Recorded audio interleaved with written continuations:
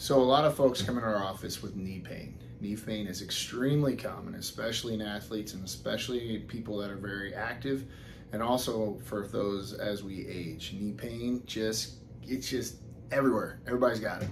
A lot of which is because you got two of them and there's a lot of weight bearing on them, okay? So what are some things with knee pain that you need to understand? So with knee pain, first off, you got to understand how did it come on, because that's going to help direct traffic on, basically what you need to do, who you need to go see. So if you have direct trauma to the knee, obviously I would think that makes sense. If you get hit in the knee, if you're running and you spin and that could be a very serious injury. That could be ligaments torn. That could be meniscus just severely torn. More so probably those things. Sprains, strains, obviously all of those, right? Those are going to be treated differently than chronic knee pain. So the acute is the thing, the acute knee pain is that short, like it just came on, like something happened, now it's here. If you're dealing with those types of knee pain, the first thing and foremost you need to try to do is just ice it, rest it, sometimes even immobilize it to a degree. I like to do a lot of motion, but also I want to make sure it's stable before we start trying to immobilize it.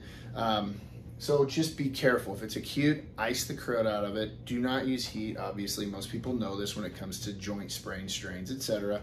But you just want to make sure you're doing those things, right? If it's more chronic, if it's been there for a little while, that's when it really becomes more of a fact-finding mission. You got to understand, when is the pain coming on? You have to understand, where is it hurting? You have to past injuries potentially. Also too, what are the things that you do on a regular basis? Are you a runner? Do you play soccer? Do you go up and down stairs a lot?